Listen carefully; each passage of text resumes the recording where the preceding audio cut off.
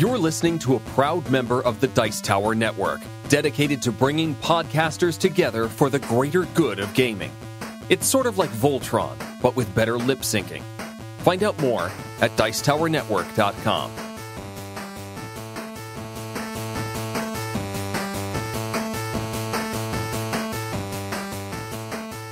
Welcome to Board Gamers Anonymous, the podcast about board gamers and the insane fun we have at the table together. This is Chris, and as always, I'm the only one here. Wait a second. What do you mean? What? Hey, now. Hey. What? Is that a trans-dimensional portal opening up from another universe and other podcasters from BGA are porting in? We have heard your call, Chris. Woohoo! It worked. My thanks for everyone who visited Facebook, Twitter, BoardGamersAnonymous.com, Patreon, our guild. We got the gang back together. Yeah. Boys are back in town. We can't afford the rights to this song, so we'll probably have to cut it. All right, well, thank you for joining us for this week's podcast. We actually have an extra special podcast. First off, we got everyone back. And then second, what we wanted to do with this week's episode was a little bit different than our usual recording schedule, is that we wanted to give you, in a way, episode 0, a full background on each of the podcasters that you listen to each and every week, so that if you're a longtime listener, you'll get to know about our likes, our dislikes, our personal histories, what we love about gaming, what we love about podcasting.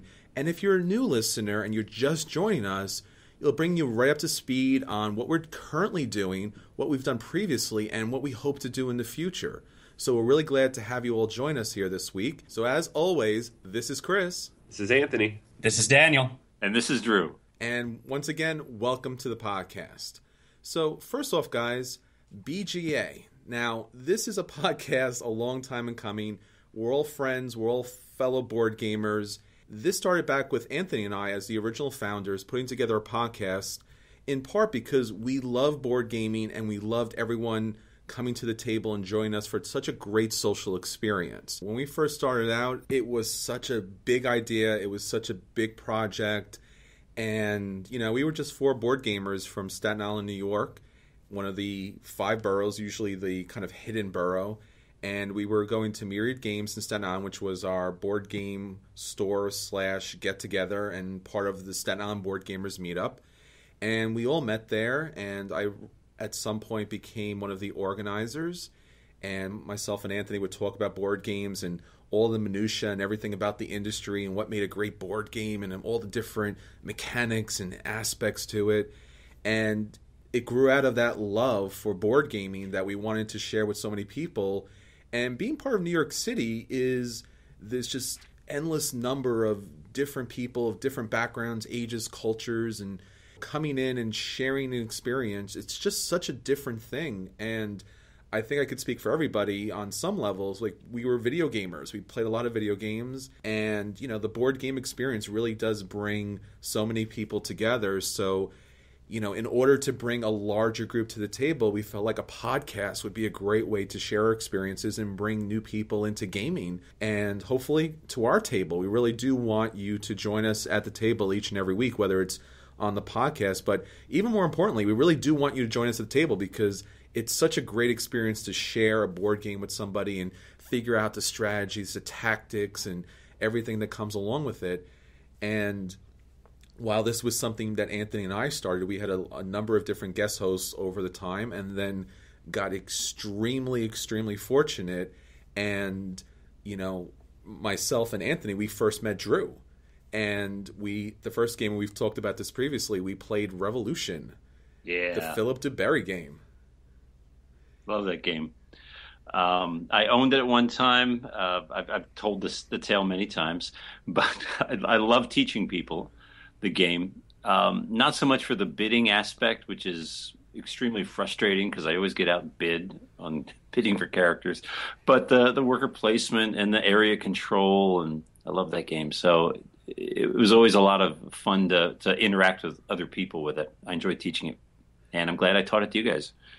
Yeah, and I met Drew a little bit before the store opened. We were actually a board game group, Staten Island Board Gamers, at Panera Bread, and I just remember Drew coming in, I think, late on a Sunday, and we were playing Innovation. And it's not, it's, in my personal opinion, maybe it wasn't not taught correctly, or the fact that we had so many people playing, but it was such a tremendously grind of a game. It was just so incredibly painful. And then I remember Drew particularly because Drew played I guess it was a nuke card where he just wiped everybody else back to the Stone Age. Blew up the board. Yeah, exactly. And that's pretty much Drew's gameplay. He's like, you know what? We're all going together, man. I'm taking you all with me. Well, some people flip the table, and that's crude. I just play the nuke card, and it's the same thing. And I appreciate that, Drew, because I was way, way, way in last place in that game. It was the first time I ever played it, and you nuked us back, which was fine because I was in the Stone Age to begin with, so it was fine by me. God. No, I love that. When you're going nowhere and you have no possibility of winning or doing anything productive, just end the game. End the game. And then a little bit later on, I got a chance to meet Daniel. Daniel was coming to the Staten Island Board Gamers meetup at Myriad Games, and he was trying to be very coy and just very respectful and not try to get in anyone's way. And I would not let that happen, and I dragged Daniel into a game, and then Daniel and I became friends. I went down to Myriad Games and pretended like I had no idea that the Staten Island Board Gamer Group was meeting there, despite the fact I had been a member on Meetup for over a year. I just had never shown. And I just sort of stayed near the back and watched carefully and then slowly approached to ensure that the people I was about to throw my lot in weren't insane. And I was a little bit wrong there because they were insane, but they're the right kind of insane. They're the fun kind of insane. And I think it was Seven Wonders we played as our first game. And it was one of the first serious hobby board games I ever played. And it was just a great time. And I think that's the experience that you're going to hear from all of us on this episode, and probably for you as well, that board games bring people together, it makes friends, and it kind of opens up new worlds that you wouldn't expect coming from a bunch of cardboard and paper and little plastic miniatures. Yeah, and of course, because I was brand new to the hobby, when we sat down to play Seven Wonders together, I just destroyed everyone. Of course, that's partially because of my innate bias towards science in general, so I just went straight science, and as always, science wins. I hate it in those games where everybody's so busy, so into their own cards and collecting their own things. One person at the table collecting all those green cards, and all of a sudden we look up and we realize, oh, we're screwed. We're in trouble. And that guy is Daniel. Now we know who to blame. Man, science guy.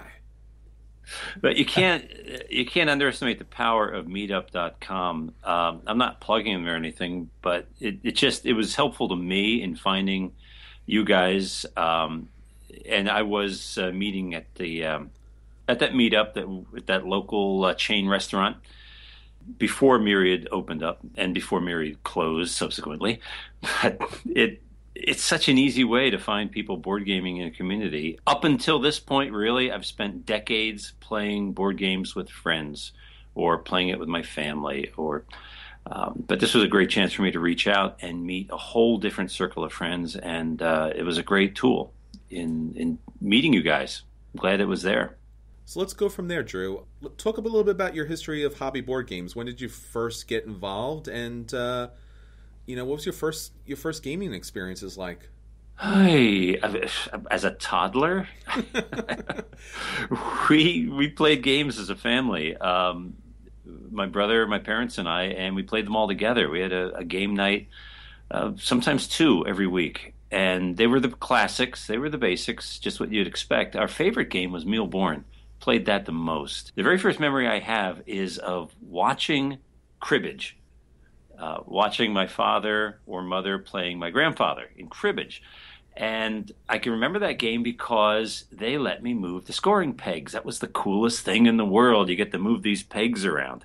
And I've always been interested in pegboard games. There aren't a lot of them. Roll through the ages. I guess it's that feeling where you're going back to the womb. So I love those games where I can move pegs around the board.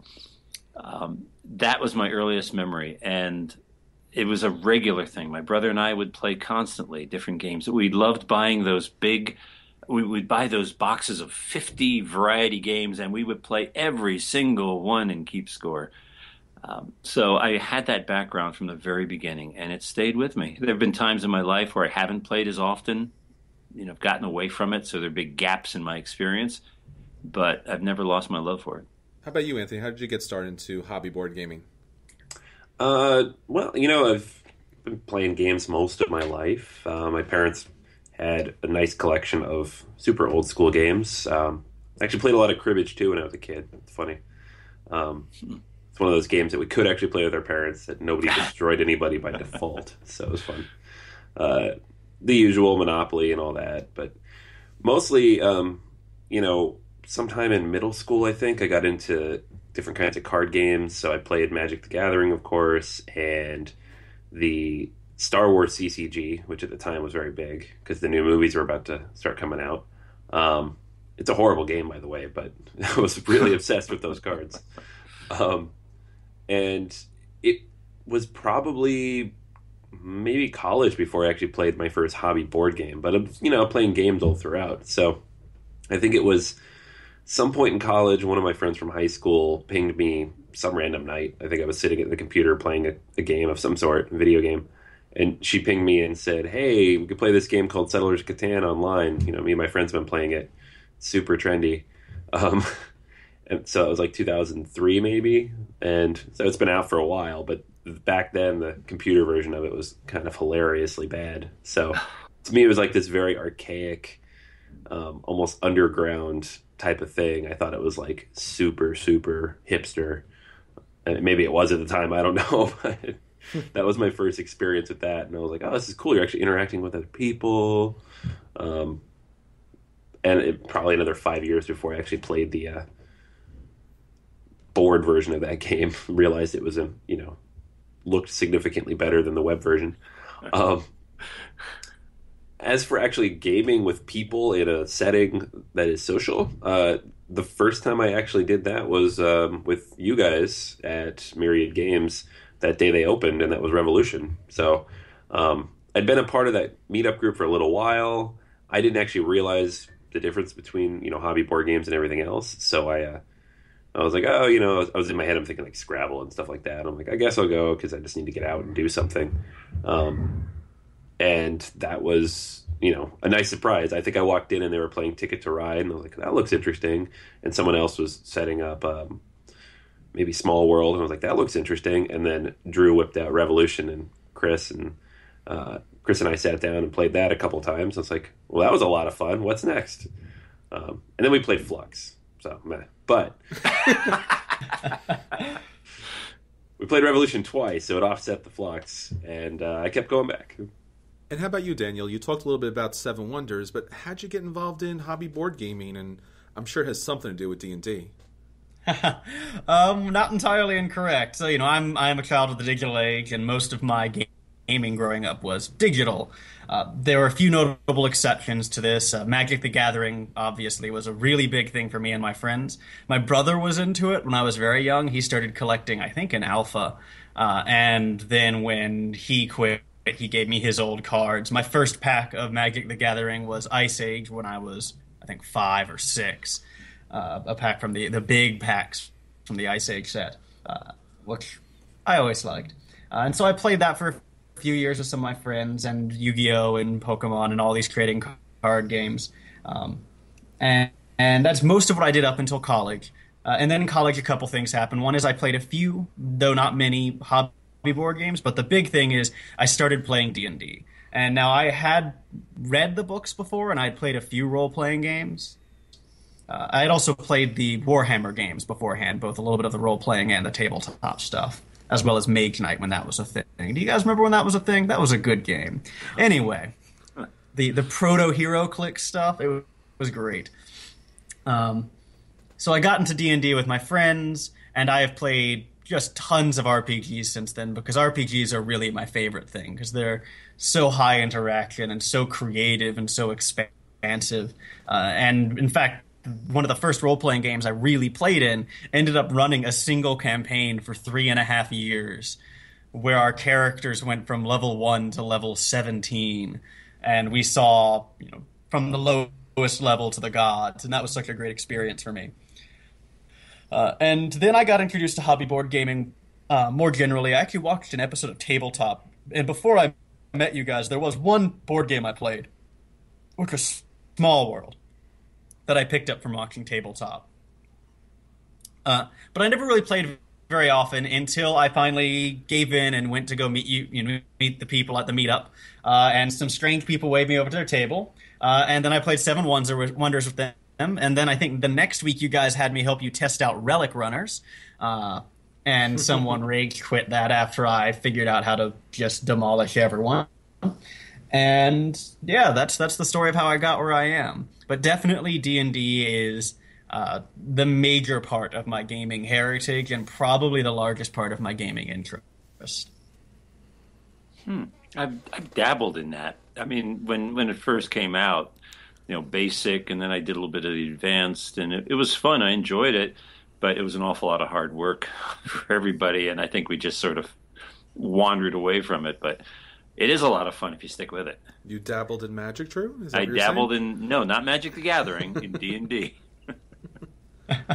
Yeah, I mean, D&D is a great system. In undergrad, I actually ran a year-long psychological survey to see if we could elicit moral growth or improvement in moral judgment from young adults by having them encounter ethical dilemmas in a Dungeons and Dragons world. The answer, unsurprisingly, for those of us who played this sort of game is yes. You can encounter some very difficult questions there, and having to negotiate them makes a big difference. And then I also just used to collect weird rule books for RPGs that I'll never play. I still kind of do that. And I just read through them for fun because the kind of systems for world building, it's kind of like a physics of its own, You know what? I got to be honest. Some people may have known this through my blog, but I'm holding on to John McCallion's collection of games. Robin King and John McCallion wrote game reviews, and they have a big section of RPGs, the Steve Jackson GURPS and all of that. And there's so many interesting historical role-playing games, the individual, lone campaigns. And you're right, it's just fun to flip through them and soak up the atmosphere and the characters and I'd love to play some of those historical RPGs. There's quite a collection. Maybe I'll have to break them out sometime and try them. Well, for me, board games have always been part of my childhood, and especially video games, growing up in the age of video games, always been very important. I would have to say, gaming with a family is always the starting point, and I remember playing so many games as a kid. And when you finally get involved in video games, the video game that really kind of caught my attention were real-time strategy games. The opportunity to build, an army, area control games, to employ a strategy that was going to last several turns, to think about tactics as things change on the moment. It was always something that was really interesting to me. I remember playing Command and Conquer, and Battle for Middle-earth 2 was actually probably my favorite RTS, but so many others, including StarCraft and Warcraft. I mean, so much of my childhood hours were put into these games. And I really loved strategy and loved tactics, and it was so surprising to find such a love there. I mean, I had touched on Magic, I had touched on D&D over the years, but it was always that real-time video game magic that really spoke to me. And later on, when you get, more social and you're larger groups, when I got to college, for some reason it was Risk. And Risk was the game. Yeah. And, for some reason we got a wide range of people to play Risk. And, Risk is a little different than my early childhood days of crossbows and catapults. But, we used to play Risk, and that was fun. I remember some great summer memories where you needed that dice roll, and if you could make that dice roll, you would win that territory. And my friend Charlo, he would stand on top of his chair and throw the dice down, hoping that somehow that would add to his dice roll. And it was just, Risk, for everything that it's not, it has some great moments to it, and it has some negotiation and some backstabbing, and it has great little miniatures, and some of the great early moments for board gaming. Beyond that, once I kind of got out of college, the meetups, as Drew was saying earlier, played a very big part, and I got involved in some, geek-related gaming groups, and board games became a thing, and I got introduced to Munchkin and Ascension and Settlers and Ticket to Ride and all the basic classics and some brand new games. And that kind of took over our group. We became, instead of this just being this movie and this other stuff group, we became a gamer group. And I was organizing meetups for board gamers, and turned out that Staten Island board gamers had their own meetup. And like Daniel, I kind of lurked for about a year and a half, and eventually showed up to a meetup at Panera Bread and met Sherry, who was the organizer, and met Drew, and then obviously Anthony and Daniel that followed, and became an organizer myself, which Drew was already one of them. And it was just a great opportunity to bring people to the table to play some great games, and the opportunity to play those real-time strategic tactics with real people right in front of you, and to make that winning move, to figure out what someone else is thinking before they're even thinking it, and to move your forces in or play the right card at the right time. It was such an exciting experience. And unlike most video games, most board games, even though they have some similar mechanics, tend to play very differently. You know, a Ticket to Ride is very different than a Settlers of Catan. Not to mention, you know, all the larger games like Rune Wars and, you know, Seven Wonders. These are very different games, and you get a different feel and a different group of people. And it was such a great experience, and being able to engage so much of my gaming experience in one space was just so much fun. Now, that being said, you know, now that we talked a little bit about how we got into things, Drew, and I think this is kind of your topic, a little controversial here, but why don't you talk a little bit about your likes and dislikes with board games? Because I think that people really want to know, because, you know, you got some issues here. So why don't you tell us about them? They don't really want to know. They really want to know, no. Drew? First of all, Drew, we Chris, all want to know. You've heard them already. Yes, but I'll share them with everybody. But first of all, Chris, I got to tell you, you're a man after my own heart. Risk is on my list of all-time favorites. I'll explain why in a minute. That's one of my likes. Okay, let me start with the dislikes. I'll try and keep this quick. I hate top 10 lists. Right. Can I just get that out of the open right away? I hate them. Hate them. I won't explain why, but let me just give you a very common sense reason why. If you have a list of, let's say, worker placement games that you want to recommend, why 10? I mean, what if there are only 8 really good ones? Then have a top 8. What if there are 12? If you have a 10, you're leaving off 2 of them. So pick a list and then pick a number that fits that list. 10, we're really, Western civilization is all caught up in the number 10, and we got to break that. That's another thing. I don't like marching in line with, I'm going nowhere. I don't want to go anywhere with this, so cut this part. I would say, Drew, just stick to your likes and dislikes with just game. Well, that was a dislike. Okay. I'm sorry. Like you're talking about... You're talking more podcasting related. Talk about, certain mechanics, certain themes. Talk about Tolkien. I think that's a really interesting subject that most people don't know. I know. I have my list somewhere else, but... Yeah. Okay. You can keep that if you want. Anyway, as far as games... I don't like Tolkien games. Let's face it. I love Tolkien. I love reading Tolkien. I hate Tolkien movies for obvious reasons. The Hobbit. But I love the theme. I just don't like to see it in a board game. And the reason is I'm so wrapped up in literature and the story and canon that I don't enjoy playing a game that changes that. On the other hand, one of my likes is alternate history. So I love a game where you take history and change it. So I know it doesn't always make sense.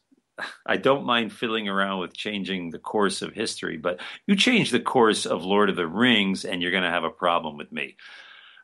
I can't explain any more than that. One of the likes I do have is theme, and I don't like it when theme is just tacked on willy-nilly. To me, I look at a box, and if the box appeals to me, I want to try this game. Two of the games I pushed hard for when we first started podcasting together was Lewis and Clark and Freedom, the Underground Railroad. Now, some of you guys may have had some problems with that, but with the games themselves, but the theme brought me in and got me excited, and to me, that improves the experience. So I'm a big theme monger. Is that what you want to call it? Find pick a good theme, and I'll be there. I'll try it out. So that's just a short list of my likes and dislikes. Anthony, how about you? Let's see. Dislikes. This is pretty easy. Trick-taking games. Uh, any really kind of trick-taking game, except for Diamonds, which is pretty good. So basically, if there's a game in which I can sit and do nothing for 20 to 30 minutes while people still hand me cards, I would like that game not to exist anymore. Um, there's too many of them. They're awful. And you might think, well, party games are kind of like that, but party games know what they are. And they don't try to be more than they are. Trick-taking games, they're not games. So, trick-taking games are bad. Let's see, what else don't I like? I feel like any Euro that goes well beyond its means. I don't like games that are complex for the sake of complexity. And it's a bit of a catch-22 because I like complex games because I like to solve the puzzle of it and figure out how to do it as efficiently as possible. But I don't like it if it's, 5 hours long because the designer wanted to make a 5-hour game. It's a little too much for me, and my brain breaks about hour 3 or 4. I like games that are just long enough to feel satisfying, but not so long that I can't play 2 or 3 if I go hang out with people. So that's a problem with that. And then the last thing that drives me nuts in gaming is the zero-sum game. So Agricola, basically. Any game where you basically have to play to not die, or if you can get negative points, if the game is... And, cooperative games are a different thing. Like, that game's designed to beat you. That's fun. If you're playing against other players and the game, and you're going to lose more often than you win, it's a little too much for me. That's the reason I do not like Agricola, but I do like Caverna, even though the mechanics are very, very similar. It's the outcome of the game. It's the mentality throughout the game. So that's where, that's my take on that. I do not like that. On the like side, I do like anything where there's kind of a little puzzle to be solved. So anything with like an engine that you put together, and you can kind of, especially if there's multiple ways to build that engine. Russian Railroads is one of my favorite games from last year, but it did start to get a little old after a few plays because the engine is relatively similar no matter how you do it. Different paths, but not too many variants there. If there's a way to make it replayable and fun, and you can build that engine in a bunch of different ways, that's a lot of fun. It's one of the reasons I like worker placement games so much. Kind of, they build out on each other's, they build out on themselves so well. I play a lot of solo games now, so I like games that have a huge amount of variety in the different ways that you can lay them out. Fantasy Flight's LCGs are awesome to me. Those games, extremely expandable, but not requiring all this extra investment, like a game like Magic would. And you can play them as simply or as complexly as you want. That kind of game is really cool, ignoring the part where it eats up your entire paycheck. So that's pretty much, those are the kinds of things I like. I don't really get a ton of fun out of playing remotely on stuff. I've tried playing games online a few times. Even video games. I'm not really big into the MMO or online play against other players. I'd rather, if I'm going to play a game that's meant to be social, I'd rather sit down with people and hang out and play, or play something by myself where I can kind of tweak it and optimize it as much as I want. And then obviously the games themselves don't matter as much, but obviously one of the things I like the most about gaming is miniatures. For the painting, I do enjoy painting the miniatures, but I have played very few of the games that I am currently painting. War of the Ring is one exception. I really like that game a lot, but most of the games I'm painting or that have miniatures to be painted, I don't get to the table all that much, but it's just so much fun to kind of turn that into my own special thing where I've customized it and personalized it to fit my desires in the game rather than the kind of the bland gray plastic that they usually come in. So that's some of my likes and dislikes. Daniel, how about you? All right. Well, so one thing I really don't like playing games alone, so I don't like solo play, and I don't like games that make me feel like I'm playing alone. So that's any game where there's like no interaction, or where everyone's so worried about keeping track of the rules that they can't even talk to each other. So as a rule, as a guideline, I don't really like things with large, complicated rule books, which I know seems like it contradicts with my love of role-playing games. But the thing that really bothers me is when games get in the way of play.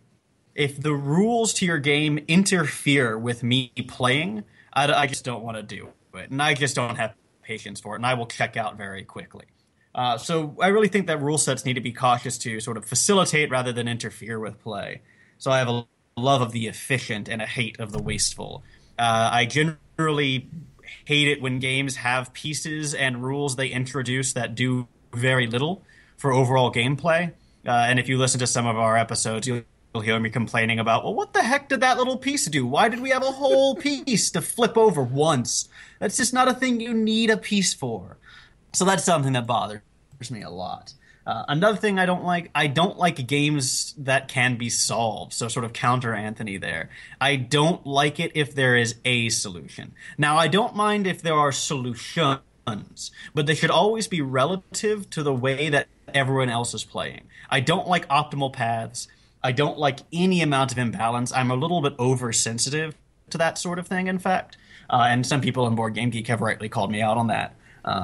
But I just don't like it if there is a clear path forward, a best move. I don't like that. I want it to be very much in the moment, very much need to respond quickly and cleverly. As far as my likes, I really like replayability, by which I mean something like variability. So one of my favorite games there is going to be Betrayal at the House on the Hill, right? Very variable, lots of different endings. I like creativity. I like games that do something that I'm familiar with a little bit differently, so like Gravwell does with its racing mechanics. I like expansive and immersive narratives, if that's applicable. So when we get to role-playing games, right, I think D&D is actually one of the finest role-playing systems out there. But I'm also a big fan of the Apocalypse World system and its variants and the Mouse Guard system.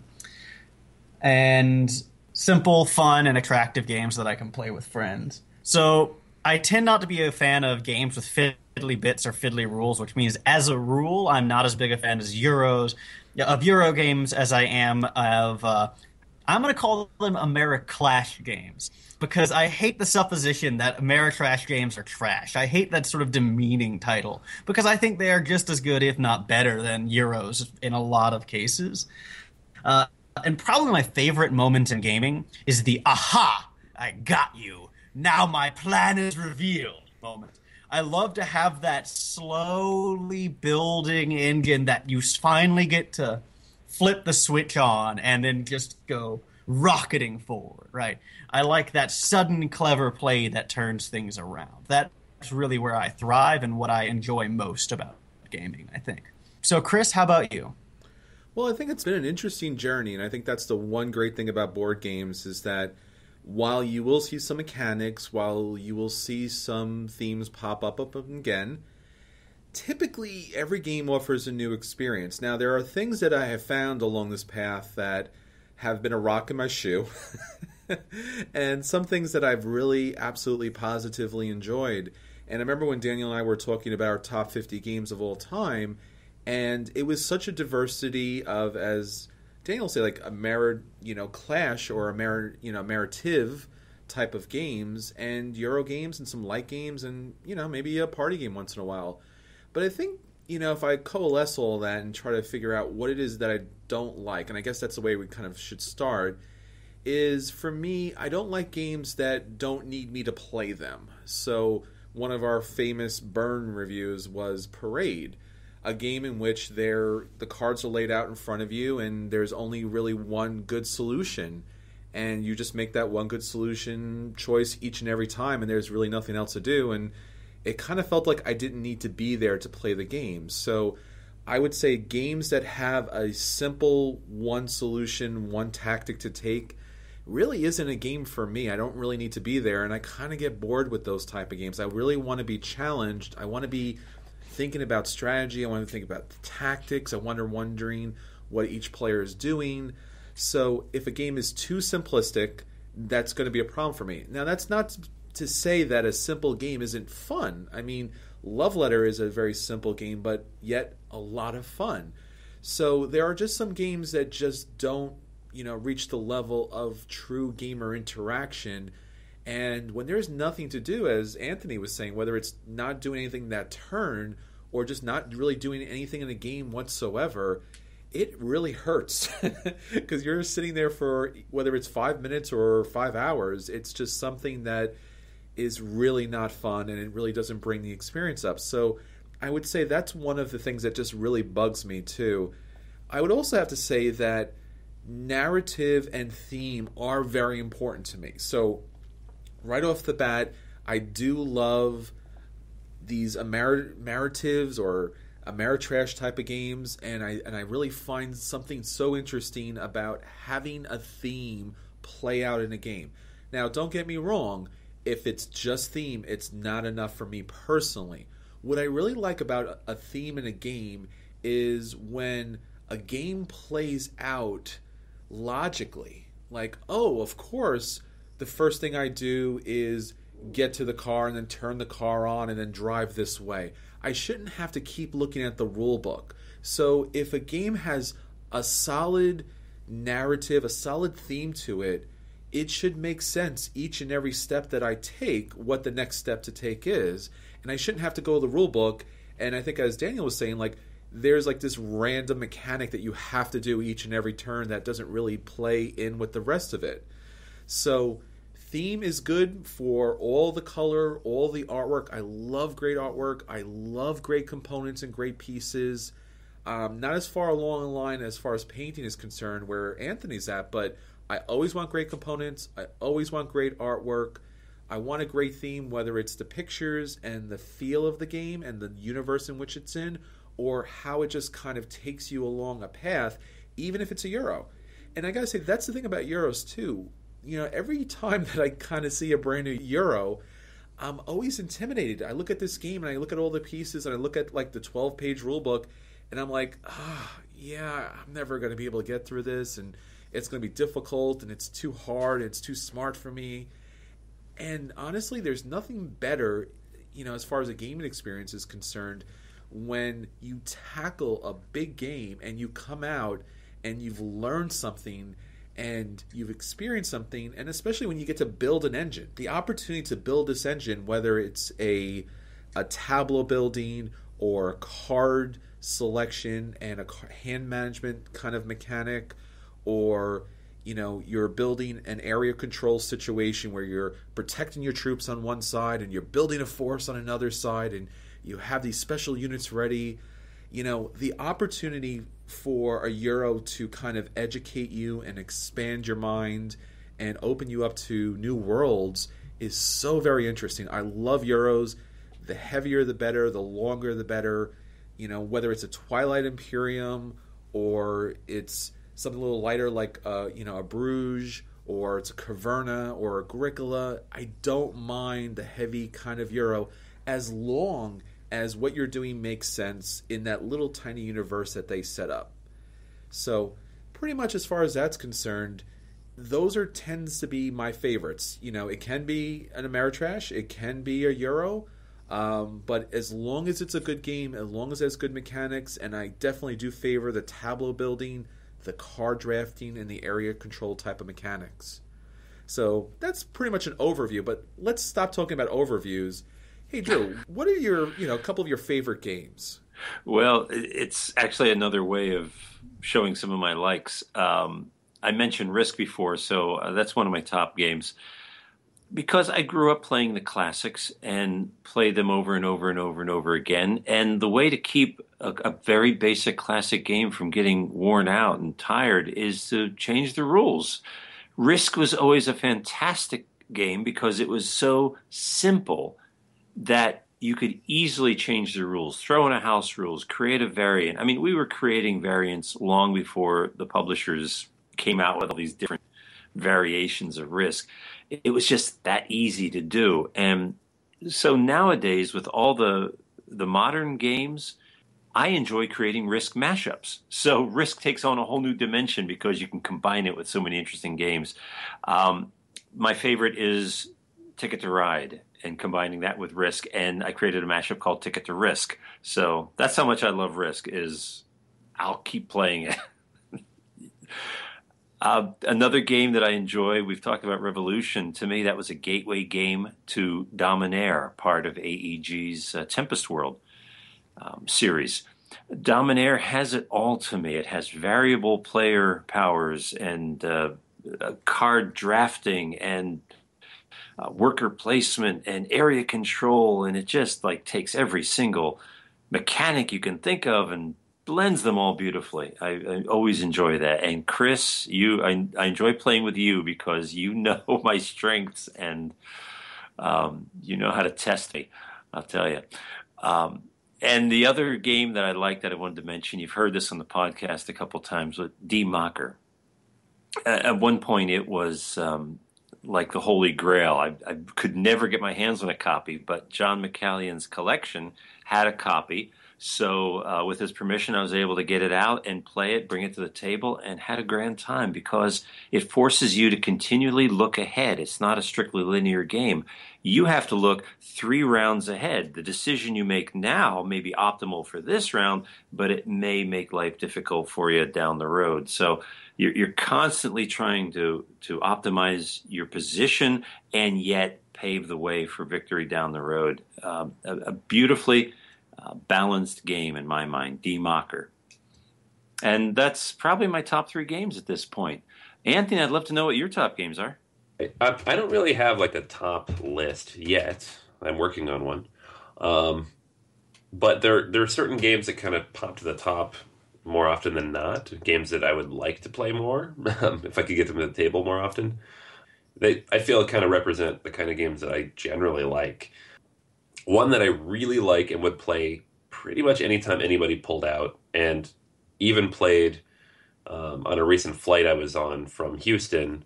And when I fly, I'm medicated, so I played this game for a solid 3 hours. I'm medicated, and that was Suburbia. This is one of my favorite games for a number of reasons, and I have yet to play the new version, or I guess the new game that's kind of like this, Castles of Mad King Ludwig. But Suburbia itself is just an awesome game for a number of reasons. The complexity that's there is not vital to play the game. It's vital to be good at the game, but it's not vital to play the game.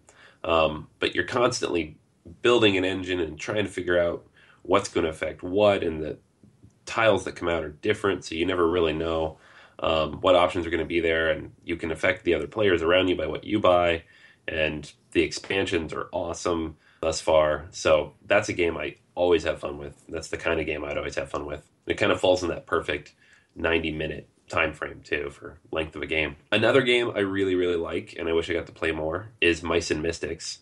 And I'm going to pair this one up with Imperial Assault, because Imperial Assault is kind of the same type of game, but significantly more complicated and about Star Wars.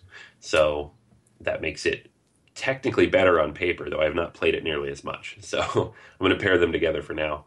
But Mice and Mystics is an awesome game that I've never had a bad time playing, and that I'm extremely excited to have kind of on standby for it as my children get older, because I know they're going to love it too. So that's a fun one. Other miniature games, also awesome. War of the Ring, that was one of the most fun gaming experiences I've had, is playing through that for the first time with Chris. That was an epic game, and I can't imagine any playthrough of that not being epic like that. Other games I really like and would play over and over again, kind of the shorter carry around with you, but not down to that micro level of game. San Juan, The Duke, those are 2 games that I would play over and over and over again. Just high replayability. And there's a certain amount of luck involved, but just enough skill. And they're super easy to teach, which makes them awesome. And I like 2-player games. I like games that I can sit down and play with my wife, or hopefully in a few years, my son. So those, if it's well done and easy to teach and quick to play and even more fun to play a second time through, that's the kind of game I like. Love Letter is awesome, but it's a bit too micro to fit that. So those are a little heavier, and I like that. So those are some of the games I like. Maybe not, the top 5 or 6 on my top 50, which I did actually start one, and I haven't finished it yet, but I've been, battling with where I'm going to put various games, because there's the issue of best game or game I like the most. So how do you kind of compare the two? Yeah. But working on that. How about you, Daniel? What are what kind of games would you say top your list? Either side of that list. Yeah, so looking over at my collection right now, and trying to isolate sort of the beating heart, the games I would tell you to buy to have a complete collection. And the ones that come to mind immediately are Betrayal at the House on the Hill, which I think is just one of the best games that's been released in a long time. It's amazingly replayable, it's amazingly flexible, and it has a great tendency to surprise you. So that's one of my top games. Alongside that is the DC deck building game, which is a game that every single time I brought it to Myriad got brought out and played several times, to the point that when I got sick of it, I had to stop bringing it so people wouldn't ask me to play. It's a fantastic game. It's a very quick deck builder, and I think one of the best deck builders out there, actually. And I will defend that claim, even though I know it's contentious. On top of that, my very favorite racing game, and I think the best racing game in existence, is Gravwell. It doesn't get enough attention. I have spoken about it so many times on this podcast that I'm afraid the designer may think I'm stalking him. But I'm just a really big fan of this game, and I think it is an absolute essential, and it's a shame that people haven't paid more attention to it. And the last thing I'd put in that group of essentials is Flashpoint. And I know it's a little bit contentious to take Pandemic out of the running or out of the place as the go-to cooperative game. But I think Flashpoint is more charismatic, it's more flexible, it moves more easily from very easy to very difficult. There's all these new maps you can buy, the art is gorgeous. It's just one of the best games out there. Now, if I get to add to those, like my peripheral games that I'd say you should have, I love these games just about as much. The issue here, though, is just that I don't think they're as absolutely essential to a good collection. I like Bonanza a lot, and I'm the only person I know who likes Bonanza a lot, so, there's that. It's a fun game. It's the most fun you'll ever have counting beans. Ha ha ha. I've used that pun 1,000 times. I like Defenders of the Realm a lot for, a more complex co-op experience, and I should have noted when I did my likes that I do really like co-op games, a good co-op game. And at least at the moment, so those are my biggest board games, and also to sort of second what Anthony said about San Juan there. As far as role-playing games go, because that's sort of becoming my thing, I'm going to talk about that a bit too. I've played a lot of different role-playing games. I played the Apocalypse World games. They're great. I really like Luke Crane's Mouse Guard. I think D&D 5.0, this current edition of Dungeons & Dragons, is the finest role-playing game on the market. And I don't think that's terribly surprising in the sense that they have the most market presence, right? They are the go-to role-playing game in at least the cultural imagination. But this new edition has slimmed down and become so much more efficient and so much better at facilitating play without getting hooked up in the minutia of the rules like the last editions did. It really is truly remarkable, and I'd suggest everyone who's ever liked a role-playing game pick up a copy of the Player's Handbook. So that's me. How about you, Chris? Well, as you were saying, there's a lot of games to play, and sometimes, as Anthony was saying, sometimes it's the best games, and sometimes it's the games that you most like to play, even though they may not be the best games of all time. So for me, there's a lot of things to talk about, and check out our episode number 50 for mine and Daniel's top 50 board games of all time, but we completely reserve the right to revise that at any time and to throw it upside down or throw it out the window and start all over again. But nonetheless, our top 50 games of all time. So some of the things that I like about gaming that didn't get a chance to talk about was the meta of a game. The opportunity to build a strategy, to build a team, to build an army based upon their special abilities, their tactics, their unit powers. So for that, the Star Trek Attack Wing probably is the best example of putting together a meta, fielding a team in that miniatures type of way, and then letting it go wild and see what you can do with that. So, that's a part of gaming that we often don't talk about, the stuff that happens before you get to the table. And I just experienced so much of that fun community building. What's a good card? What matches up with this? If I play into this scenario, if this situation happens, I'll use this card, and then this one will. Just long before you get to a game, having an opportunity to put together a meta is just so much fun. If you haven't put together, an army, a battle group, a team, whatever it is, in advance, you're really missing out because there's so much fun there.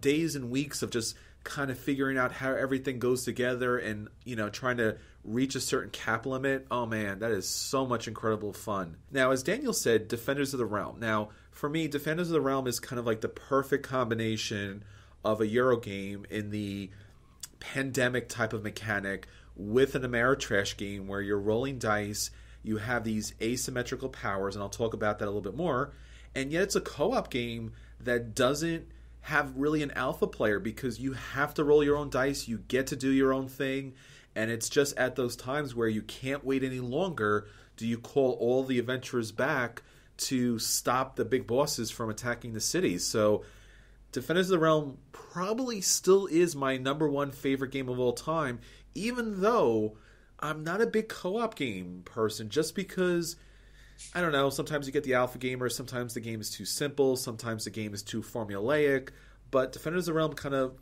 burst that bubble a little bit.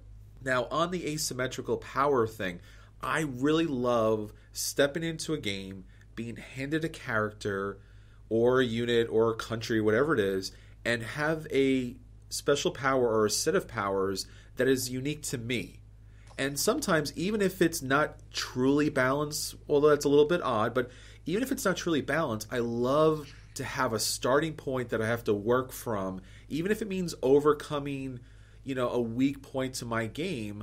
That's okay. I mean, when I got the chance to play the Game of Thrones, the board game, and I got to play the Greyjoys, I'm like, I'm kind of surrounded. I'm off here on this island. What am I going to do? But that's the fun part. Being able to figure out what to do, how to dig yourself out of that hole is so much incredible fun. It's a great opportunity. One of the best games for that, I would have to say, is Small World. This is a little bit more cutesy, but it's based on Vinci, a very strong kind of Euro game. And it's got a good kind of heritage there. You're picking a race with a special ability, and then you're playing out that race, and then when it goes into decline, you're picking another race. So you get to play different special abilities, different races, over and over again in a game, and that's just outstanding fun.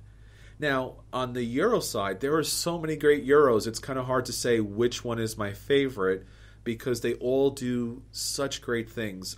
Stefan Feld is probably my favorite Euro designer, just because so many of his games are dynamic, interesting, and bring so many people to the table. Probably in that area, Bruges is probably my favorite Stefan Feld game, because I love tableau building. I love to build a tableau. I love to build a machine and see it go. And having the opportunity to put the people in town and see how the special abilities chain together, how they snowball together, that is so much fun. Being able to put the right pieces in the machine to make everything work out. Now, I can't talk about board games, and especially Euro games, without talking about Caverna and Agricola. Now, I'm going to say this about Agricola. Even though I like Caverna better and I like building that tableau better, there is something about Agricola where you basically have your hand on your throat the entire game, because if you make that one mistake, everything falls apart. I don't think in a Euro game or in a board game I've ever really experienced that extreme tension each and every turn of whether or not I was going to be able to feed my family. So Agricola does something very unique for a interesting way. And once again, as I talked about earlier, it's a Euro game that has theme. It makes sense that you have to prepare the field, plant the crops, harvest the crops. Makes a lot of sense. So as far as that's concerned, all the Euros are in one big bucket, and I love them all. And as Anthony said, Suburbia is such a great one. Love that game. And there's just so many of them. I could literally spend hours just talking about all my favorite games. But Euros on one side, Small World and another, Defenders of the Realm there, and any type of meta, Star Trek Attack Wing or any other is just such a great time. Now that we talked about our favorite likes and dislikes, our favorite games, why don't we talk a little bit about, when this mic is off and we go on to our regular lives and we aren't at the table, what are you doing? So, Drew, once this podcast is over, what goes on in your life? Oh, I sleep. I get a chance to catch up on sleep. No, I've actually bounced around from a lot of different. I love temp work and little odd jobs I create for myself. I've done mystery shopping. I enjoy doing that. Dropping in on the occasional focus group from time to time is a lot of fun. I temp work in office settings. And I also created an eBay store for myself. So I have a lot of fun with that. It's fun going to auctions and thrift shops. I used to sell board games until we took on John McCallion's collection. So now I'm holding on to all our games because I see the value of it. But I used to love thrift shopping for that. It's a lot of fun. I sell T-shirts with cool logos on it, vintage stuff. I love finding old magazines. A lot of things can be turned into cash on eBay, but it's the discovery, which is to me more fun than the selling. And that's one of my pleasures when I'm away from the microphone. Anthony, I'd love to hear about your day. My background's in writing, so I've been writing for 10 years. I went to school and studied writing, and came out and thought I was going to be a big famous writer, and then quickly found out that the best way to make a living if you want to write is online, because there are billions and billions and billions of words. So I've been working with digital media and digital marketing for almost a decade now. That's what I do now. I work for an agency in Manhattan, and basically we manage digital marketing accounts for our clients. So something like a podcast, is kind of a natural fit for me when I'm trying to figure out how to do something fun with a hobby of mine. Usually one of the first things I think of is something online. Build a website, record something, promote it, go on social media, just the stuff I know, been doing for so long. Then, of course, the rest of my day, the other 16 hours, I do have 2 children, the second of which was just born a couple months ago. She's 6 weeks old tomorrow, so as of recording this. So she's as demanding as any 6-week-old baby is, but it's fantastic. So all of my energy goes into those kids, into my wife, to my family. This is a fun hobby. This is something I get to do to unwind and hang out with my friends, which is much, much needed if you have kids, you know what I mean? But that is the focus of my life at the moment. And, work is fun as well. That's how I get to, obviously it's work, but I try to work and, do something that is as entertaining and as, works the mind and gives me a chance to do what I know how to do and what I love best. And that's being creative and coming up with new ways and exciting ways to build content and promote it. So as we do with the podcast. Daniel, what about you, man? Well, when I'm not overthinking games, I'm overthinking everything else. I am a professional philosopher, which means that I teach philosophy at a college here in New York City, and I'm currently finishing up my doctorate, my PhD in philosophy, and so that defines a great deal of my life, being in grad school and being an academic. And I really am just an academic through and through, so I'm pretty much always reading or studying something. And when I'm not doing that, I go running a lot. I've gotten pretty big in that recently, but it keeps snowing up here. I want to point out that when we said from Staten Island earlier, that is not true. I am from South Carolina. I just live in Staten Island. And I am from South Carolina, which all of you from Dixie will know is both a great point of pride and shame. But yeah, so most of my life is characterized by, working through papers for grad school, writing my dissertation, reading a couple of books, working on various research projects. These lines have started to cross because I've started to look at some of my research towards gaming in general. So I've started looking at the psychological, anthropological, and cultural significance of play and games. which has been very fun because it's not very well explored. But I don't know, maybe I'm dipping my pen in the company ink here, or mixing pleasure and work in a dangerous way. I guess we'll see. Yeah, so that's me. I think too much, just pretty much all the time. Chris, how about you? Well, Daniel, I guess I'll have to join you there because I think too much as well. Completing my doctorate in psychology, and in a very fancy way of saying existential phenomenological philosophical psychology. My field of study is psychology and counseling generally, with a concentration on human development. And in particular, the idea is to be able to serve people, to serve the community. I worked in a lot of nonprofits.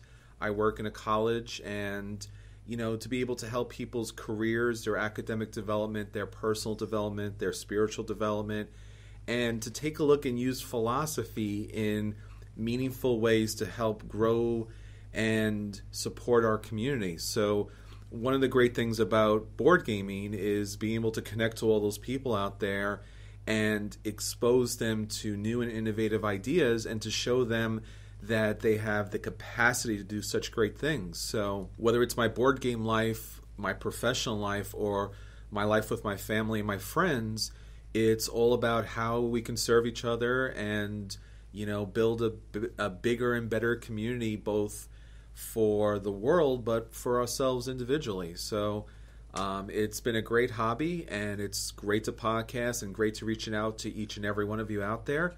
And as always, I hope that you do join us at the table at some point really soon. I have to interject here. You mentioned... Do you have to? Yeah, I have to. I don't think our listeners are aware of something. You mentioned at the table. It used to be that the four of us would get together at the table quite often, because at one point we were all in Staten Island. And Yes. I thought, Daniel, it's ironic you bring that out. You're a South Carolina boy, but currently you are the only person residing in Staten Island at this time. Where's everybody else? Well, I don't want to say it because then Chris is just going to say it. Chris is going to have to say what? He's going to say it. I don't. Say what? Brooklyn. Brooklyn! Yeah, they left me behind in Staten Island when all of them moved out. I stuck around here so I could hang out with them, and they all left me. Dude, I'm Well, right over the that'll bridge, man. I'm right over the bridge. Yeah, Me too. I'm I'm going to be coming over to Brooklyn in not too long, probably. We'll see. It's better over here. It's a world away. I am currently in Bennington, Vermont. Just moved up to the frozen north. And Chris, And I'm- where did you sneak off to? Shh. Daniel will find out. No. While Daniel was gone for a very, very long time, leaving me alone in Staten Island, I moved up to New Jersey. So I'm actually in Rutherford, New Jersey, and the Bergen County area. And still have roots in Staten Island, but born and raised in... Come on, Anthony. Come on. Brooklyn. Brooklyn! Which will, his first daughter's word will be Brooklyn, I'm sure, at some point. Both my kids were born here, so... But There you Anthony is from Seattle. Seattle. Oh, I like poor how you Seattle. asked that. You're like, Yeah. Seattle? We need to Because give I a know moment where of- you're going with this, and I don't we want need to talk give about comfort to it. Anthony. I don't right want to now. talk about it, Drew. I don't wanna- Oh. Speaking of games, that did not go well. Drew, you got to bring that up. Okay, Chris, what's next? moving on. If it makes you feel better, Anthony, we don't even have an NFL team in South Carolina. We have none. The closest is in North Carolina. We share the Carolina Panthers. We're So basically, you're like Anthony's team, right? Well, Carolina was in the playoffs, weren't they? Yeah. Carolina was? Wow. Yeah. Yeah. No. They got beat by my team. Yeah. Ah, I don't know how the hell bastards. that happened. All right. Well, that being said, let's talk about the future of BGA. What do each and every one of you guys would like to see in the future for the podcast, for gamers, and for you? Drew? Well, first of all, we all have to have a child who has the letters BGA in their name. Anthony's already one up on us with Abigail, so now we have to keep up with him. Well, in a certain way, we do have to grow out our family. We're looking forward to growing the Board Gamers Anonymous family in the near future, maybe adding a person or two to the team. hoping to share some of the games that I'm holding on to for John McCallion, to play some of those older classic games, to learn more about them and how they relate to the games that are coming out now, the new games. I love the fact that we always talk about a game's context, and so I want to get more into that, the context of this whole world of gaming, and it might help me understand, prepare me for the new games that are coming out.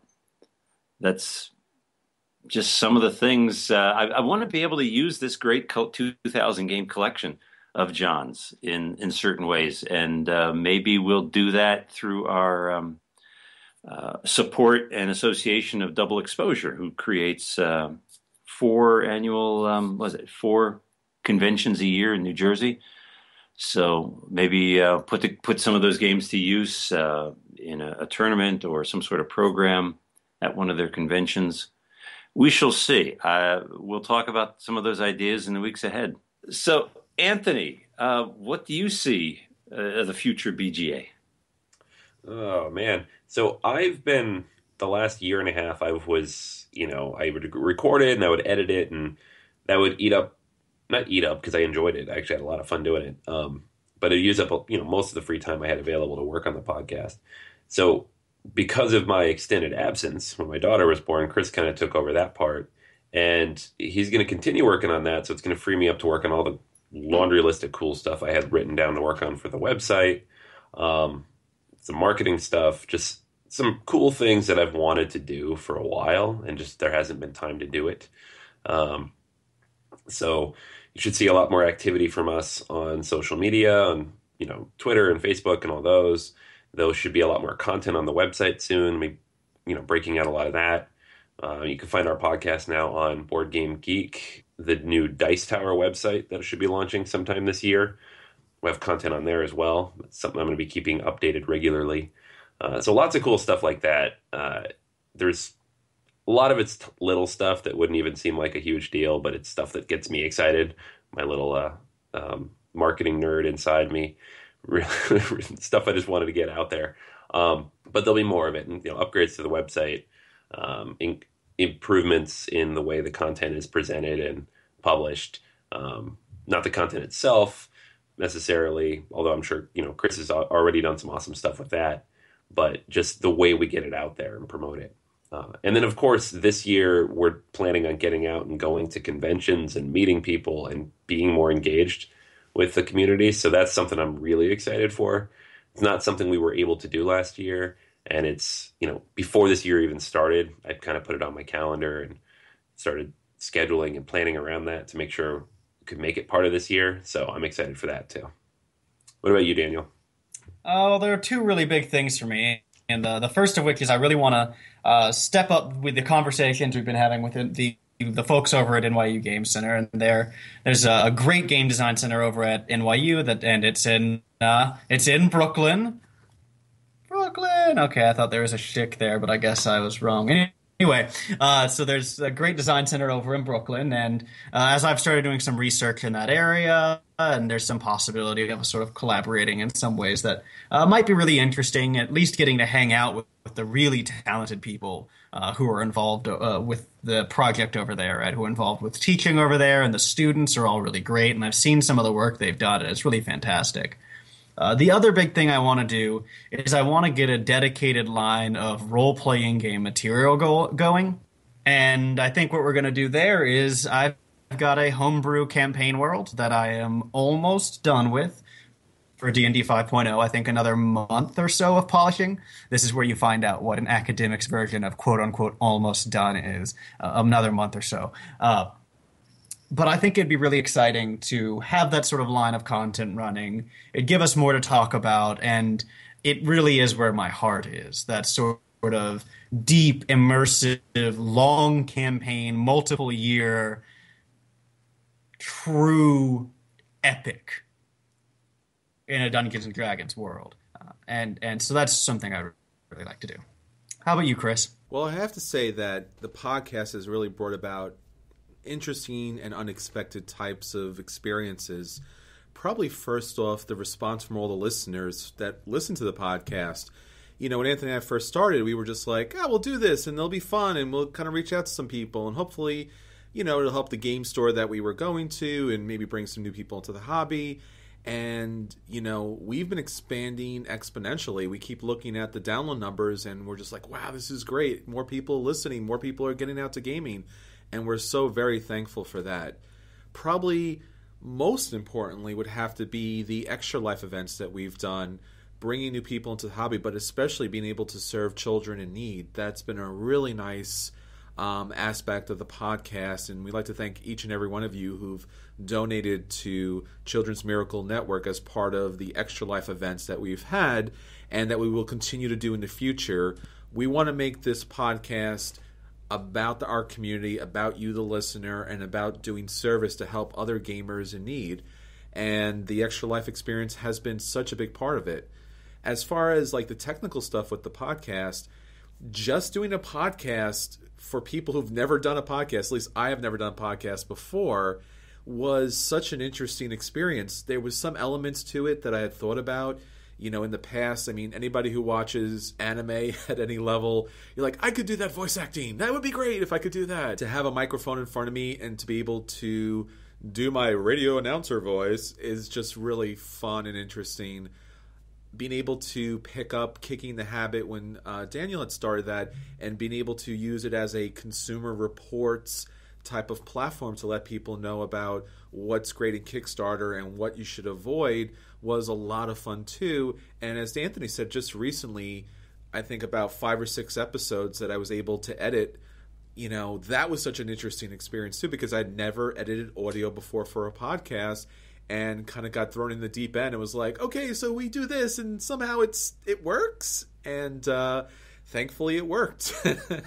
So being able to edit the podcast, to create bumpers for our different segments, to create fun and interesting content each and every week, to come up with new and interesting ideas for board gaming, to help expand the industry, to get designers' names out there so they would be just like, baseball players. You'll know a Reiner Knizia just like you will know, any great player out there. And it's just an outstanding opportunity to speak to listeners, speak to designers, speak to the producers and the board game publishers, because they're a really kind of intimate part of this small family that we all enjoy spending time together.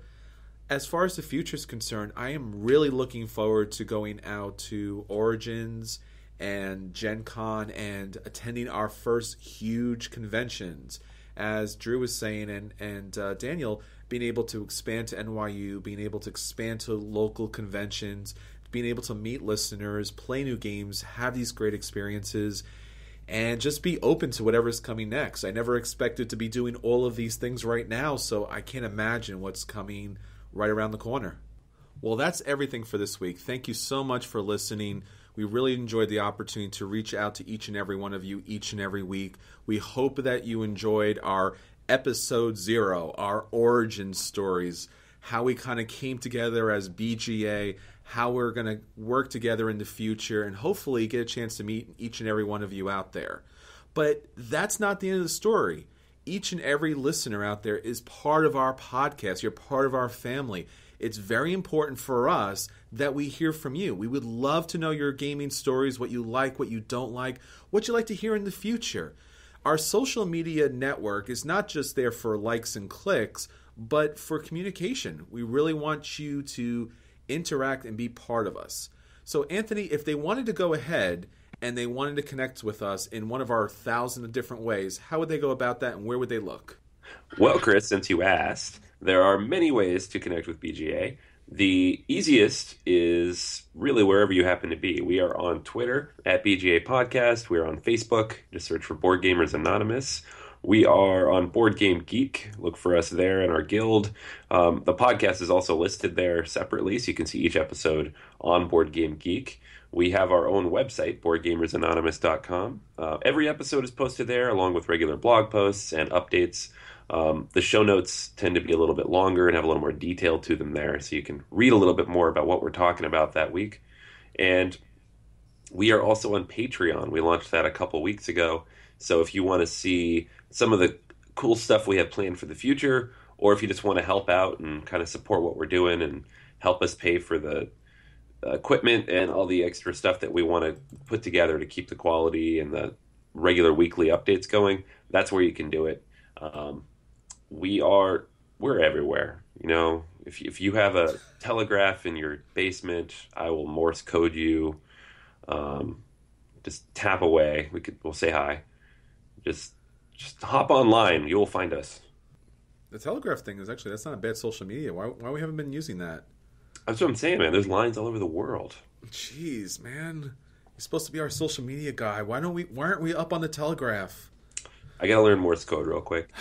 BGA, man. Come on.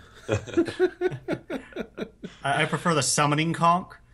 Board Gamers Anonymous, assemble!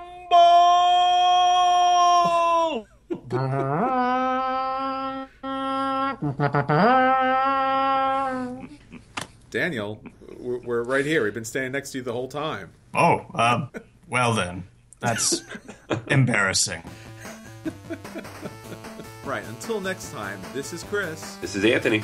This is Daniel. And this is Drew. And we will always save you a seat at the table.